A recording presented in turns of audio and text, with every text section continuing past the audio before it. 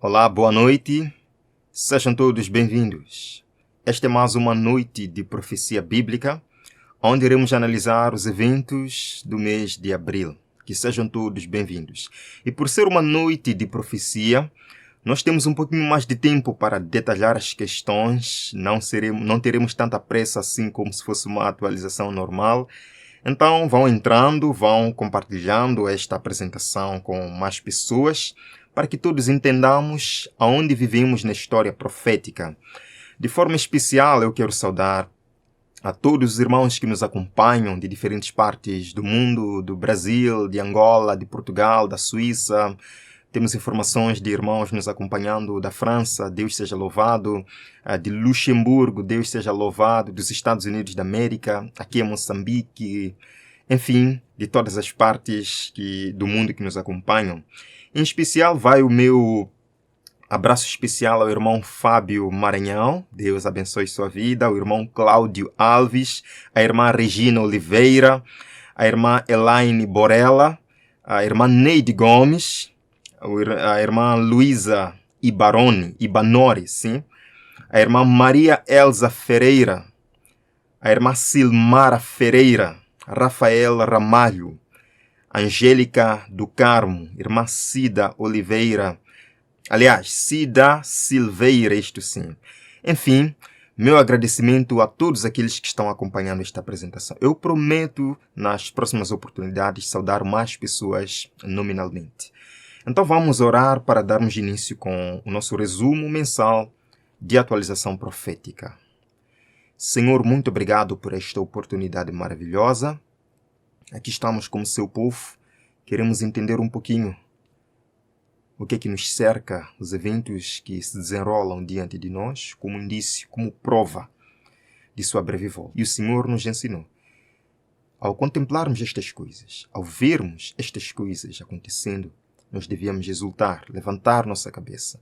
A nossa redenção se aproxima. E é com este gozo e alegria que nós queremos analisar isto. Venha preparar, Senhor, nossa vida para o encontro consigo. Em nome de Jesus. Amém. Amém.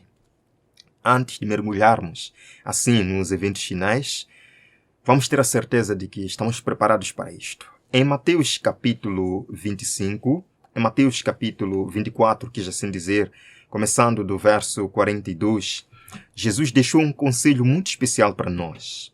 Portanto, vigiem, porque vocês não sabem em que dia virá o seu Senhor. Glória a Deus, porque nós sabemos o dia e a hora da volta de Jesus. Não sabemos o dia e a hora do derramamento da chuva seródia. Não sabemos o dia e a hora do decreto dominical. Não sabemos o conselho de Jesus. Entendam isto. Se o dono da casa soubesse a que hora viria o ladrão, ele ficaria de guarda e não deixaria que a sua casa fosse arrombada. Verso 44. Assim vocês também precisam estar preparados, porque o Filho do Homem virá numa hora em que vocês menos esperam. Ora, no momento em que os escarnecedores estiverem zombando e dizendo, calem-se, alarmistas, isto não vai acontecer agora, é nesse momento que Jesus virá. No momento que o mundo estiver falando de paz e prosperidade para longas eras, é nesse momento que Jesus voltará. De acordo com a palavra de Deus, muitos não esperarão o momento em que Jesus virá. Mas o povo de Deus, aquele que estuda a profecia, vai entender, vai saber que o dia do Senhor está próximo. Queridos, só uma breve história enquanto entram outros irmãos aqui para a nossa apresentação. Um certo senhor, dono de uma grande propriedade, ele queria se ausentar, ele queria viajar. E esta não é uma parábola, não. É uma história. É uma história. Agora, ele deixou o seu servo mais confiado com uma ordem. Amigo, fique cuidando da minha propriedade. Eu vou me ausentar, eu vou viajar, uma viagem de negócios. Fique cuidando de tudo. E porque você está me servindo já há muito tempo, eu lhe deixo como uma promessa. Quando eu voltar, aquilo que você estiver segurando ou estiver segurando na mão, será seu. O servo perguntou, é verdade isso, chefe? Sim, é verdade. Se eu estiver dentro do seu carro, o carro será meu. Sim, é verdade. Se eu estiver na sua casa, a mansão será minha. Sim, é verdade. Aquilo que você tiver na mão será seu. Muito bem, o dono da casa partiu, uma viagem bem longa. Irmãos, aquele servo não dormia. Não, ele não dormia. Ele acordava de manhã, realizava as tarefas aí da casa, corria e se enfiava no carro, esperando que o o seu patrão voltasse e o encontrasse no carro e o carro fosse dele. Bem, ele percebia que o dono não chegava, saía do carro e ia realizar algumas tarefas, corria, se pendurava na maior mansão daquele homem, esperando que fosse dele. Assim foram os dias se passando, aproximadamente 2 anos ele fazendo isto. Um certo dia, ele acordou, fez as suas tarefas normalmente e ele disse: hoje o meu chefe tem que voltar, eu estou cansado de esperar, ele tem que voltar, eu quero a minha recompensa. Ele realizou as suas tarefas, foi se pendurar no melhor carro, o carro do ano do seu patrão, esperando. Hoje o meu patrão tem que voltar e me encontrar neste carro para que seja meu. Passou 1 hora, 2 horas, nada acontecia. E da janela ele vê uma árvore brilhando de frutas deliciosas, bem amarelinhas. Ele pensou: eu aqui vou morrer de fome. É melhor eu descer, subir naquela árvore para poder comer alguma coisa. Mas ele pensou: e se o meu patrão aparecer agora e eu for encontrado em cima da árvore, eu vou ficar com a árvore? Não, eu não vou correr esse risco. Vou continuar aqui dentro. Ficou mais 1 hora, 2 horas de tempo, não aguentava mais com a fome. Ele sai, bem devagar, desce do carro, sobe na árvore. No momento que ele está segurando a fruta, ou seja, arrancando a fruta, o seu patrão entra lá, buzina. O seu patrão chegou. Uau, que triste. Que pesadelo para aquele homem. Tinha que ser naquele momento. Ele pensou: tudo bem, pelo menos tenho a fruta, pelo menos tenho a árvore deliciosa. Quando ele desce, ele corta a fruta para poder comer e a fruta estava estragada, simplesmente estragada. Não aproveitava para mais nada. Queridos, no momento que nós decidirmos abandonar Cristo e achando que Ele está demorando, pode ser nesse momento que Ele apareça. No momento que o jovem estiver dizendo: deixe-me sair um pouquinho da igreja para me divertir um pouco, gozar um pouco da vida, curtir um pouco da minha juventude, pode ser nesse momento que Jesus apareça. Cuidado! Fique dentro da arca. Fora é perigoso. Irmãos, o mês de abril nos trouxe muita coisa no cenário mundial. Coisas realmente fantásticas. Eu não estou aqui para assustar ninguém, apenas para compartilhar aquilo que realmente aconteceu. Vejam, há 2 dias atrás houve um blackout na Europa. Na Europa não, em alguns países da Europa. Blackout, estamos falando de um grande apagão. E até agora as autoridades não conseguem explicar qual foi a razão, o motivo para isto. Vejam que isto paralisou quase todos os setores. Em Portugal, Espanha e partes da França. Primeiras vítimas do apagão ibérico confirmadas na Espanha. Queridos, este apagão trouxe algumas consequências negativas. Algumas pessoas morreram por causa disto. Mas eu não quero me demorar nisto, porque são coisas realmente tristes. Vamos ver um pouquinho o vídeo. Picture this. Imagine o seguinte: elevadores parados, semáforos derrubados e trens interrompidos. Foi o que sofreram ontem Espanha, Portugal e parte da França. Houve um corte maciço de energia. Atingiu infraestruturas críticas e causou caos para milhões de pessoas. Embora a energia tenha sido amplamente restaurada hoje, muitas perguntas pairam no ar. Perguntas como: o que aconteceu? O que causou o apagão? Houve jogo sujo envolvido? O nosso próximo relatório diz-lhe: o impacto do apagão foi dramático. O dinheiro rapidamente substituiu os pagamentos com cartão. Os elevadores foram interrompidos. As lojas fecharam as portas. Os sistemas de trem falharam repentinamente. O tráfego se acumulou nas estradas. E a polícia usou sinais armados para direcionar os veículos quando as luzes se apagaram. Na segunda-feira, um enorme apagão atingiu uma faixa movimentada do sul da Europa. Espanha, Portugal e parte do sudeste da França foram afetados. Dezenas de grandes cidades ibéricas, como Madrid, Lisboa, Barcelona e Valência, que são importantes centros de transporte e turismo, ficaram paralisadas devido à queda de energia. Não consigo respirar direito.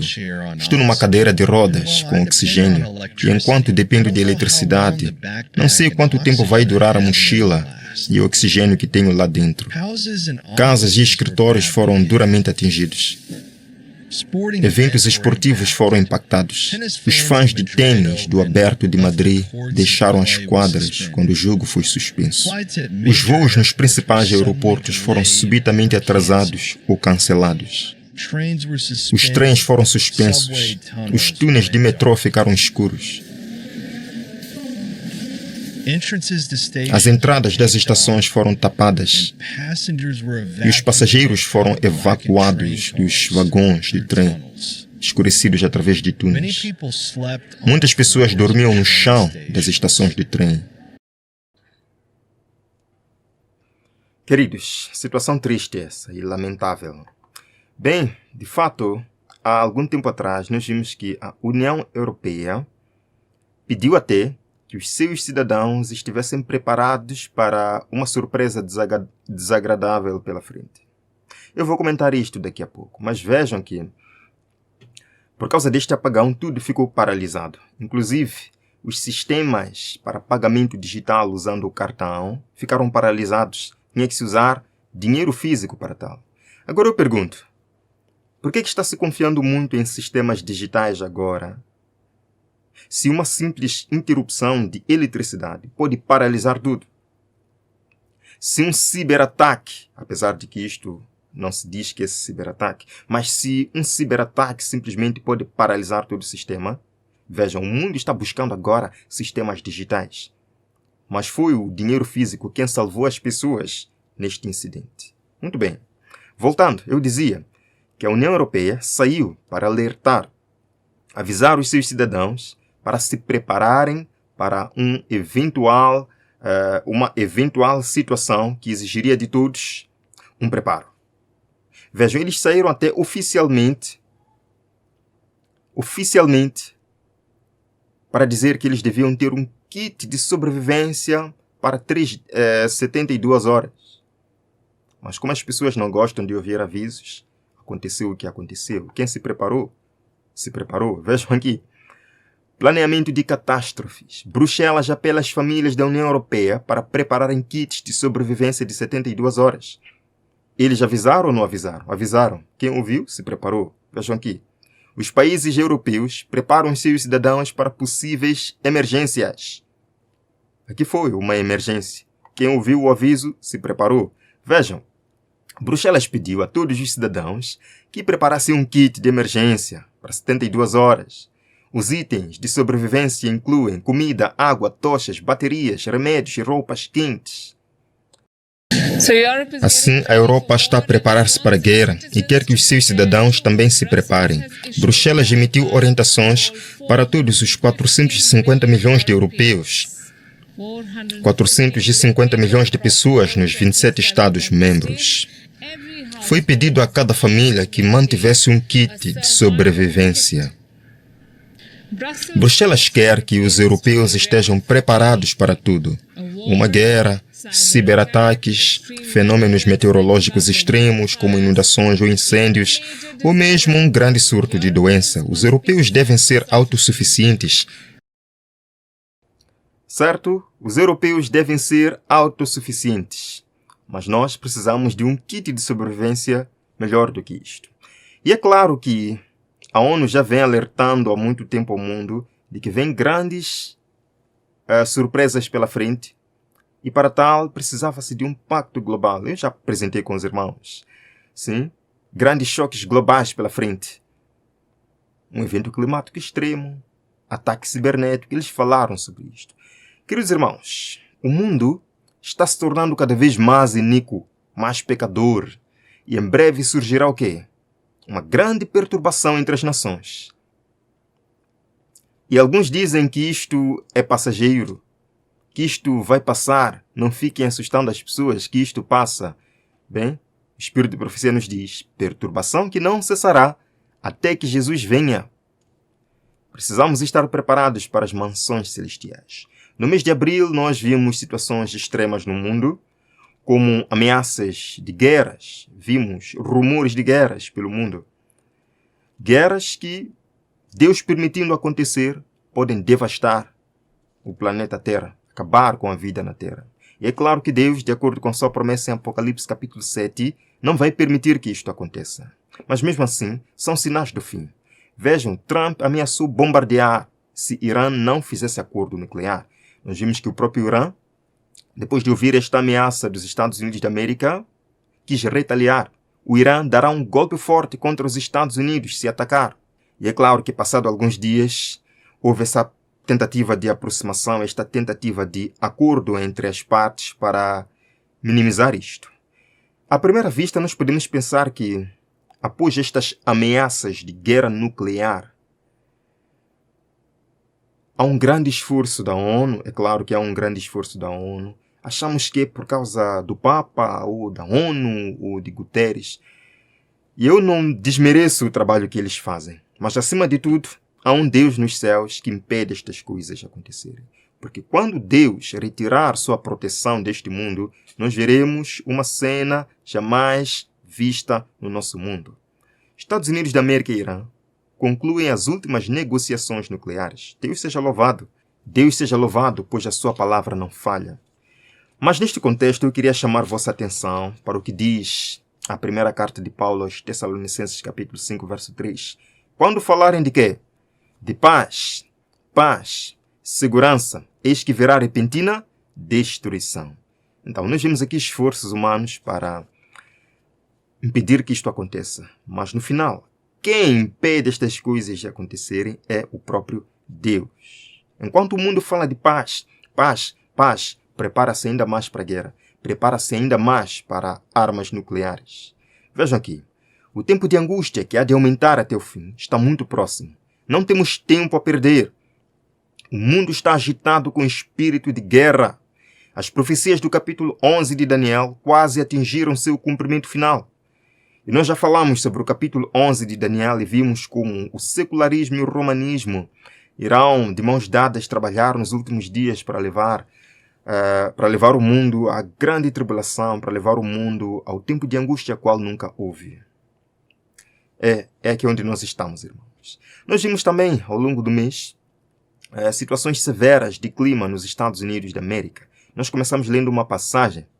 Nos acidentes e calamidades no mar inteira, nos grandes incêndios, nos violentos furacões e terríveis sareivadas, nas tempestades, inundações, ciclones, ressacas e terremotos, em toda parte, sob milhares de formas, Satanás está exercendo seu poder.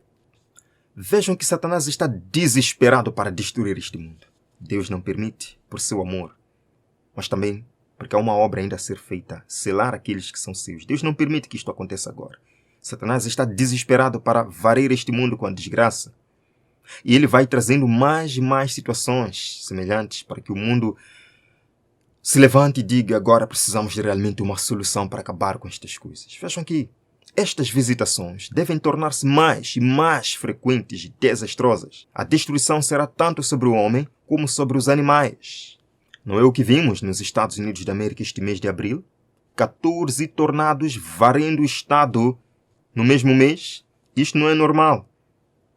Chuvas torrenciais e inundações repentinas seguem tornados mortais, enquanto tempestades assolam o centro dos Estados Unidos da América. 14 tornados simultâneos na América. Vamos escutar. Voltamos agora para o implacável e mortal surto de mau tempo que gerou tornados maciços e transformou estradas em rios em partes do sul. Morgan Newrold, da ABC, junta-se a nós agora, do Arkansas. Morgan, bom dia. Alguns lugares simplesmente não conseguem fazer uma pausa. Sim, bom dia para você. E Little Rock é um desses lugares. Você pode ver e ouvir aquela chuva forte descendo logo atrás de mim. Essas fortes tempestades ainda persistem sobre a cidade nesta manhã. Estamos falando de pelo menos 14 tornados relatados no Texas, Arkansas, Missouri. Mas a grande preocupação para o quarto dia desta tempestade única em uma geração é a perigosa e agora mortal inundação repentina. Meus irmãos, tempestade única em uma geração. 14 tornados varrendo a América, os Estados Unidos da América. A segunda besta do Apocalipse, que tem uma missão no final. Fazer com que a terra toda adore a primeira besta, Roma. Isto é muito interessante. Estas visitações, irmãos, vão se tornar mais e mais frequentes e desastrosas. O que é que vão clamar então? O que é que vão dizer então? Que estas calamidades são resultantes da transgressão do domingo. Sim, lá nós iremos chegar. Neste mês de abril, houve um grande incidente, a morte do Papa Francisco. Um dia depois da celebração da Páscoa. Foi realmente impactante para o mundo foi realmente pego de surpresa. E eu não quero aqui falar exatamente sobre a morte do Papa como um ser humano. Ele vai morrer, afinal de contas, o salário do pecado é a morte. Morre quem é pecador. E para provar que ele não é santo, morreu. Porque não morre quem é santo, mas porque ele é pecador, recebeu a consequência do pecado que todos nós receberemos enquanto Cristo não voltar. Mas agora eu quero relembrar aos irmãos como foi o grande evento do seu funeral. Como, eu diria, 95% dos líderes políticos mundiais estiveram presentes. E há pessoas que acham que isto não significou nada, porque já aconteceu no funeral de João Paulo II. E é claro que aconteceu no funeral de João Paulo II, mas não é porque aconteceu lá que não deixa de ser relevante. Nós já vimos guerras, Primeira, Segunda Guerra Mundial. Mas não é porque aconteceu em 1914 a Primeira Guerra Mundial que as guerras de hoje não fazem sentido na profecia. Fazem sentido, estão se repetindo. E eu vos digo que este funeral foi muito mais do que aquilo que nós vimos no funeral de João Paulo II em 2005, se não estou em erro. Sim, irmãos. Vejam aqui como grandes figuras do mundo estiveram lá, beijando aí a urna. Interessante, irmãos. Deixe-me vos dizer que Apocalipse 13 realmente se cumpriu. Mas que Apocalipse 13 se cumpriu, irmãos? Quando a palavra de Deus nos diz que após a cura da ferida mortal, o mundo todo se maravilharia e seguiria. Nós estamos vendo um mundo maravilhado? Não estamos vendo o mundo se curvando ante este poder? Sim, irmãos, é isso que nós estamos vendo aqui. E a propósito, o presidente da América, Donald Trump, esteve presente neste encontro, neste evento. Ele, de fato, mostrou muito interesse em estar lá. Vejam aqui, de acordo com Fox News, o presidente dos Estados Unidos da América estava ansioso para estar no funeral. E nós vemos aí a entrada triunfal dele, quando todos os presidentes olham para ele. Ora, num contexto de guerra de tarifas, Donald Trump entra e se encontra num evento inesperado com a maior parte dos líderes mundiais. Vemos aí líderes, diria, corruptos, aí bem sentadinhos. Foi um evento realmente interessante. Realmente interessante. Agora, o que me chama mais a atenção é que a presença de Donald Trump neste evento e o encontro em especial que J.D. Vance teve com o Papa Francisco alguns dias antes de sua morte me chama a atenção. Ora, quando me deparei com esta notícia deste site de informação, isto me abriu um pouquinho mais a mente. Vejam aqui, conclave, o próximo grande objetivo político de Donald Trump. Queridos, isto à primeira vista pode soar sem sentido, mas escavando um pouquinho mais a questão, analisando um pouquinho mais de perto isto, é realmente relevante. E que vantagem teria esta empresa em procurar mentir sobre o assunto? Vejam aqui. Permeado por católicos ultraconservadores e tradicionalistas, de fato, irmãos, o governo Donald Trump está repleto de católicos ultraconservadores. Vejam aqui. Gabinete católico de Trump, como a fé deles moldará seu trabalho. É verdade o que diz este site de informação, que permeado por católicos ultraconservadores, o governo de Trump colocou o conclave como seu próximo grande objetivo político. Que interesse teriam os Estados Unidos da América no conclave, em eleger o novo Papa? Irmãos, é claro, eu agora vou dar a minha resposta na minha visão. Roma, embora não tendo aquele poder que tinha na Idade Média de governar reis, mas é claro que tem esse poder, né? Mas não tem aparentemente esse poder. Os Estados Unidos da América parecem ter mais poder agora. Então nós vemos aqui uma situação um pouquinho interessante. Um pouquinho não, verdadeiramente interessante. Por quê? Estados Unidos da América tem autoridade política no mundo. Roma tem autoridade moral. Como Donald Trump já tem essa autoridade política para... Enfim, nós estamos vendo essa questão das tarifas, estamos vendo esta questão da imigração, como os países estão realmente temendo os Estados Unidos da América agora. Neste caso, a América está no apogeu da política agora. Por outro lado, Roma tem autoridade moral, que tanto muçulmanos dobram o joelho, hindus dobram o joelho, cristãos, protestantes dobram o joelho. A eleição de um Papa é mesmo para facilitar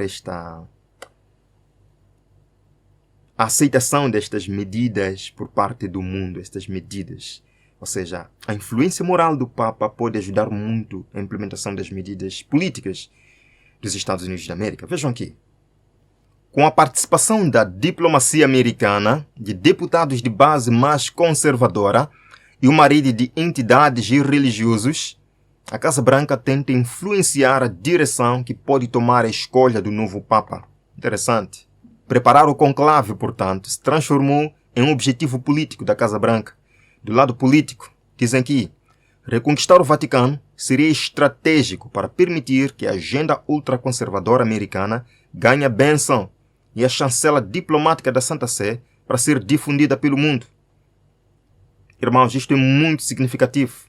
É muito, muito, muito significativo. Nós estamos vendo aqui, caso isto aconteça, nós veremos uma fusão entre a primeira e a segunda besta do Apocalipse para espalharem as suas ideias pelo mundo. Sim? Agora, qual é essa agenda ultraconservadora dos Estados Unidos da América que estamos vendo agora? Vejam aqui, por exemplo, nós vimos ao longo do mês que o autor do Projeto 2025 diz que a adoção de suas ideias por Trump está além de seus sonhos mais loucos. Ou seja, Kevin Robert diz que a adoção das suas ideias no Projeto 2025 estão sendo levadas avante de uma forma que ele nem sequer sonhou. Mas atenção, políticas de imigração, questão do identidade de gênero e outras questões que nós já vimos, as ordens executivas que Donald Trump já lançou, ainda não são o objetivo final do Projeto 2025. E não sou eu quem estou dizendo isto. Vejam aqui. O objetivo principal do Projeto 2025 ainda está por vir. E eu pergunto, se ainda está por vir, qual é esse objetivo principal? Qual é? Qual é? Os irmãos têm uma resposta? Escrevam aqui nos comentários. Qual é o objetivo principal do Projeto 2025 que ainda está por vir? Irmãos, ao longo deste mês, Donald Trump, no primeiro dia, 1º de abril, lançou uma nova nomeação para o Gabinete de Trabalho da América. Vejam aqui, esta nomeação foi enviada ao Senado. E aí está Jonathan Berry, de Maryland, para ser advogado do Departamento do Trabalho. Por que isto é importante? Por que eu estou abordando sobre isto? É que Jonathan Berry faz parte do Projeto 2025. Jonathan Berry é o principal promotor do domingo, quando se trata de quê? De trabalho. Jonathan Berry é o principal promotor da Blue Law. Foi ele quem escreveu o capítulo do trabalho no Projeto 2025, onde abordou na página 589, é isso, 589, a questão do descanso de domingo, a questão do sábado. Vejam aqui. Anteriormente, Berry atuou como secretário assistente interino da política no Departamento do Trabalho durante o primeiro governo de Trump. Berry também foi o autor da seção do Projeto 2025 sobre o Departamento do Trabalho e outras agências relacionadas ao trabalho. Agora, que influência um homem que escreveu a parte do trabalho do Projeto 2025, que aborda a questão do descanso de sábado no Projeto 2025, teria neste governo. Será que o presidente da América não sabe quem é ele? Será que não sabe que ele escreveu o Projeto 2025? Será que não sabe? Quando eles nos dizem que o principal objetivo do Projeto 2025 ainda está por vir, e vemos agora esta nomeação, queridos, a própria Fast Things postou um artigo, sim, de Jonathan Berry, onde ele falou, renovando o trabalho. Ora, foi este homem quem foi escolhido agora para estar em frente como advogado do trabalho na América. O que ele vai fazer como influência? Será que suas ideias terão influência no governo americano? Vejam aqui o que ele diz no artigo. O relato bíblico do trabalho não termina com o trabalho. Ele cita Gênesis. E no 7º dia Deus terminou sua obra e descansou. O descanso completa o trabalho. Ele diz também, o renascimento das leis azuis e outras medidas para proteger o descanso sabático é, portanto, mais um exemplo de uma intervenção política prudente para proteger a subjetividade, a personalidade dos trabalhadores. O que ele disse, irmãos? O que este homem disse, meu Deus? Que a Blue Law vai trazer de volta a dignidade do trabalhador. E ele agora foi colocado por Trump como advogado do trabalho. Queridos irmãos, agora não se esqueçam que esta questão de sindicatos trabalhistas, organizações patronais na América, tem uma grande influência católica em seu meio. Na verdade, os sindicatos americanos surgiram nos porões das igrejas romanas na América. Vejam aqui, isto vem da própria Agência Católica de Notícias. Porque o trabalho organizado é ainda uma causa católica. Está isto claro? É ainda uma causa católica. Eles dizem, a Igreja ensinou aos trabalhadores seus direitos sobre as leis e as regras de ordem de Robert. A Igreja encorajou os trabalhadores católicos a concorrer a cargos sindicais e a trazer seus ensinamentos sociais católicos à tona. Trazer os ensinamentos sociais católicos à tona nos sindicatos patronais, nos sindicatos trabalhistas na América. E este Jonathan Berry, colocado agora como advogado do trabalho do Departamento de Trabalho na América, vai sim impulsionar a agenda dominical. Vai sim impulsionar o descanso dominical para todos os trabalhadores na América. Sim. Lemos, a história se repetirá. A religião falsa será exaltada. O primeiro dia da semana, um dia comum de trabalho que não possui santidade alguma, será estabelecido como foi a estátua de Babilônia. A todas as nações, línguas e povos se ordenará que venerem esse sábado espúrio. Mas como todas as nações vão poder fazer isso?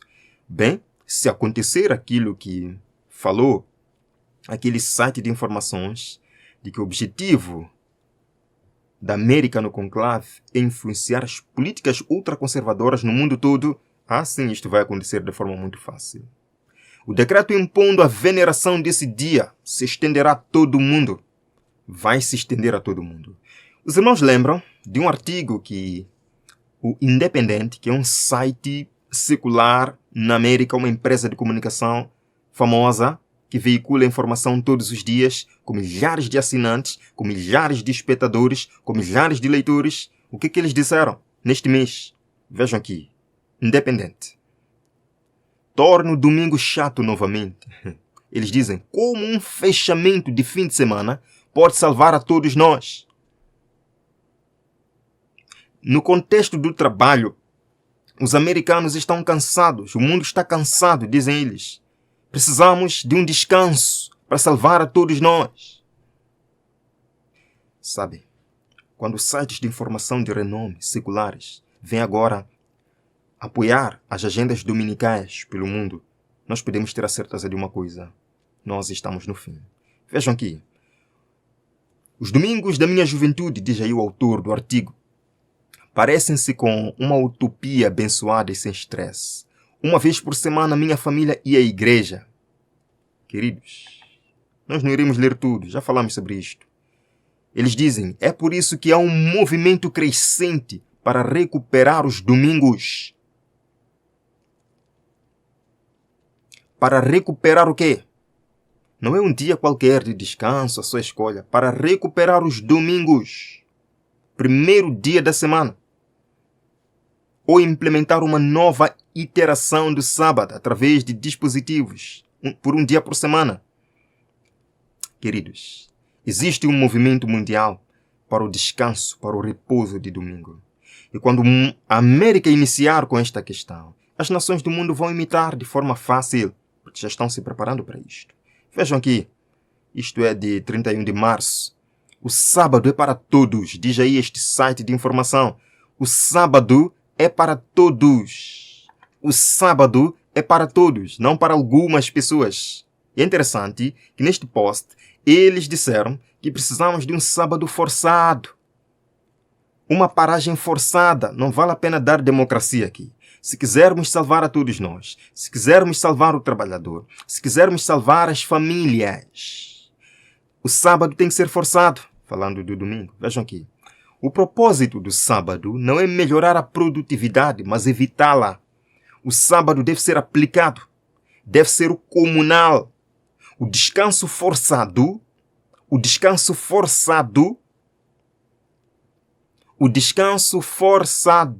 dizem eles, é a solução para estas questões. Agora notem, quando nós vemos Estados americanos aderindo à lei dos 10 mandamentos, neste mês nós vimos alguns estados fazendo isto.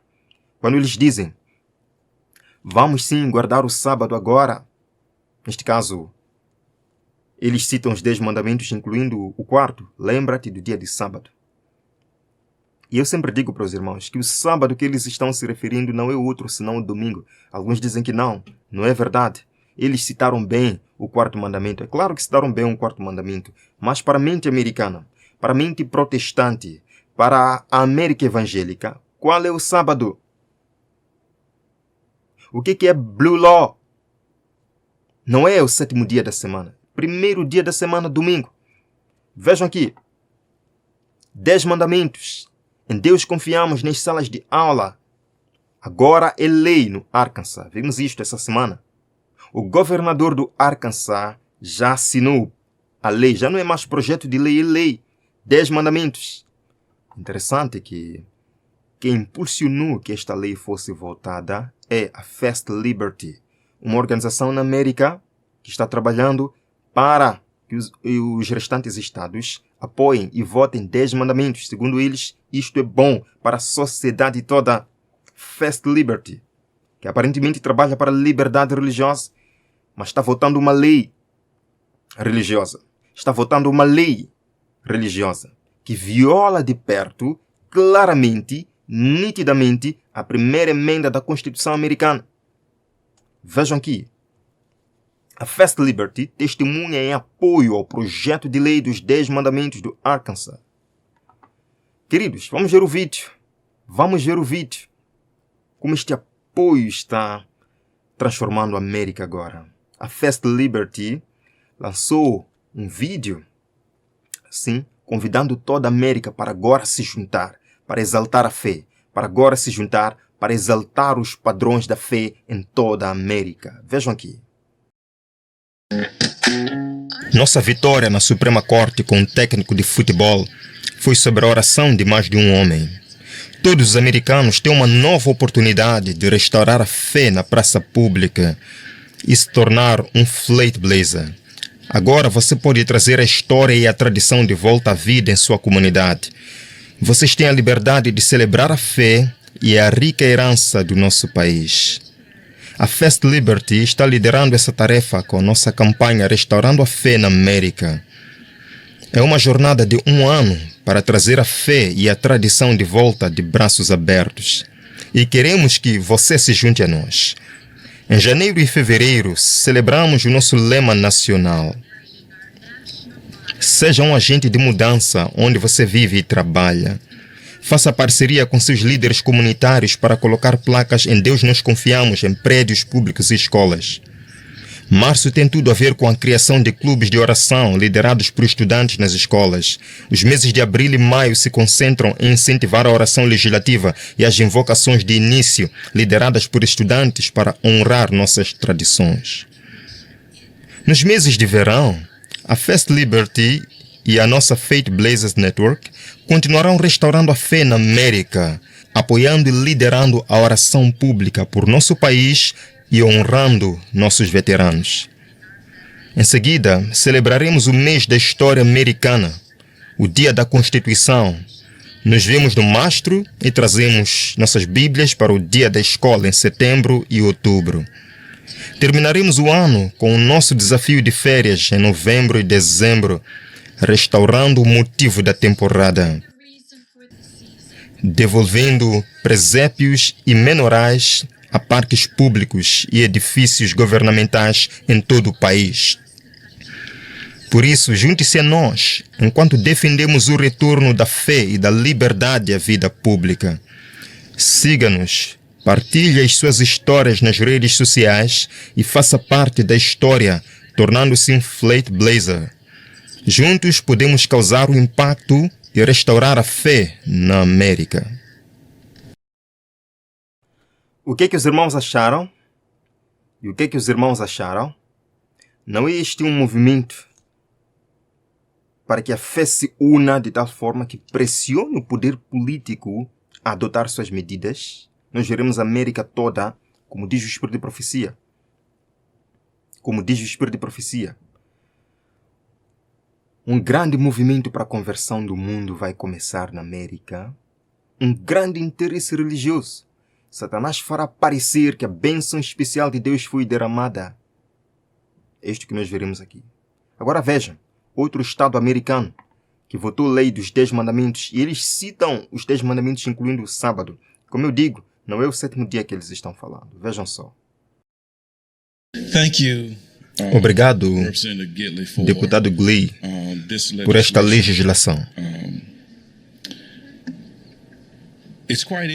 É muito interessante como debatemos se esses princípios devem ou não estar em nossas escolas, ou devem ser compartilhados com nossos filhos, ou não devem ser compartilhados com nossos filhos. Com tudo o que se passa na nossa sociedade de hoje, o que há de errado com estes princípios fundamentais? Se eles fossem bons o suficiente para Israel e os filhos, como Deus fez essa aliança com eles, para que pudessem viver melhor e fazer melhor, com tudo o que vemos dentro da nossa sociedade e dentro das nossas escolas hoje, precisamos de algo. E uma das coisas que eu acho que a pergunta que eu tenho é: alguém realmente já leu os 10 mandamentos? Eles são igualmente simples. E eu tenho tempo para lê-los. Não terás outros deuses diante de mim, não farás nenhuma imagem de escultura, não tomarás em vão o nome do Senhor teu Deus. Lembra-te do dia de sábado para o santificar. Honra teu pai e tua mãe. Não matarás, não cometerás adultério, não roubarás, não darás falso testemunho contra o teu próximo, não cobiçarás. Estes são princípios de que os nossos filhos precisam, e mesmo que seja apenas olhando para eles na parede para lembrá-los do que eles e como eles devem viver no dia a dia.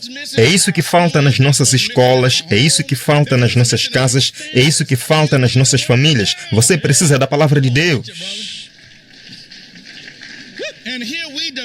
E aqui debatemos se devemos ou não colocá-lo em uma escola em que uma criança precisa vê-lo. Sim, eles precisam ver. Precisamos saber não roubar, como tratar o próximo, como tratar a família, a mãe e o pai. E alguns dizem, sim, você não pode impressionar sua religião. Isso não é religião. A religião é a sua prática. A forma como você vive, lida com seu coração e seu caráter.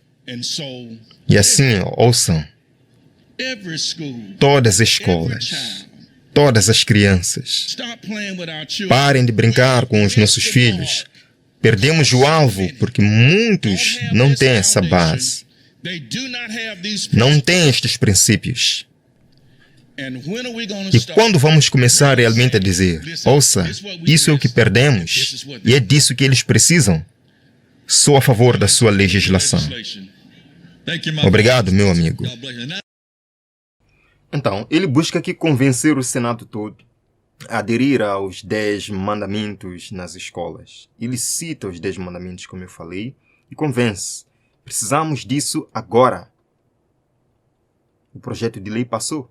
88-11. 88-11. Passou. Agora nós vimos, no dia da Páscoa, que na Casa Branca houve um encontro entre o presidente Donald Trump com alguns líderes de fé. É interessante as coisas que se falaram lá. Mostra mais uma vez que existe este projeto para transformar a América num país cristão. Eles falam agora abertamente, meus irmãos. Não há mais dúvidas para onde é que nós estamos caminhando. Vejam aqui. E é uma honra ter cada um de vocês se juntando a nós aqui, na bela Casa Branca, com o presidente Trump e o escritório de fé da Casa Branca. E é uma honra ter cada um de vocês. Certo. Uma grande honra ter esses líderes na Casa Branca. Líderes como, por exemplo, Franklin Graham esteve presente, como vocês conseguem ver aqui, onde ele falou coisas maravilhosas para o presidente. O próprio presidente deu o discurso onde disse que esta é a administração mais incrível da América. Porque outros, em 4, 8 anos, conseguem resolver muitas coisas. Eu, em menos de 3 meses, já resolvi muita coisa na América. Isto é muito interessante. Vejam, e no final... Deixa eu ver aqui uma pausa. E no final, irmãos,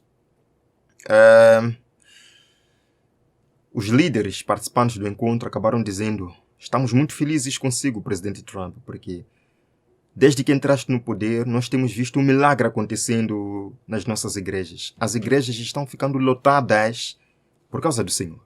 Vejam aqui. Mas queremos agradecer. Vemos tudo o que você faz, tudo que a sua família passa, e estamos profundamente gratos. Cremos que Deus designou um anjo para ficar entre você e aquela bala.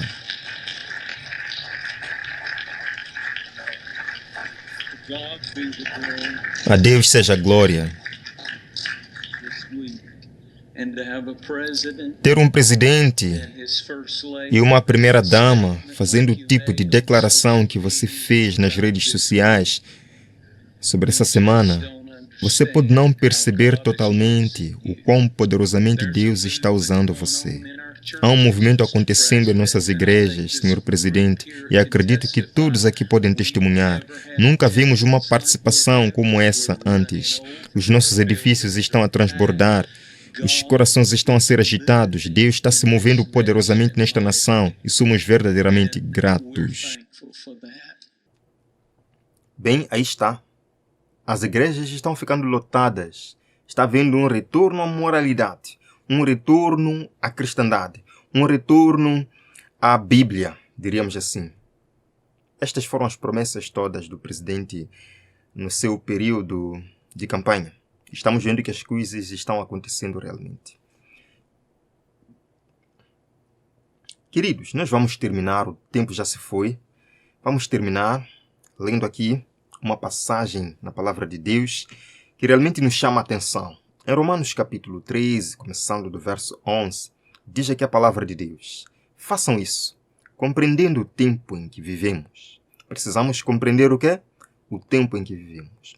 Depois de assistir a esta apresentação, você que chegou até o final, em que tempo você está vivendo? Você compreende o tempo em que está vivendo? Se compreende o tempo em que está vivendo, faça isto, diz aqui Paulo. Chegou a hora de vocês despertarem do sono, porque agora a nossa salvação está mais próxima do que quando no princípio cremos.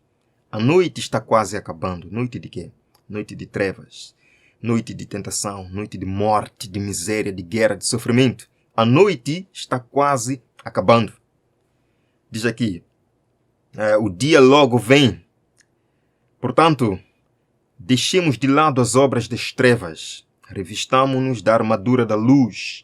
Comportemo-nos com decência, como quem age à luz do dia, não em orgias e bebedeiras, não em imoralidade sexual e depravação moral, não em desavença e inveja.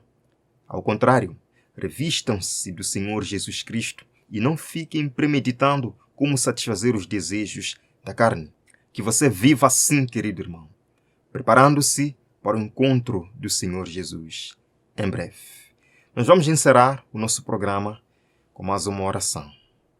Obrigado, Senhor, por este momento em que nos pôde reunir aqui para acompanhar estes eventos finais. Obrigado porque temos a plena convicção de que em breve Jesus voltará.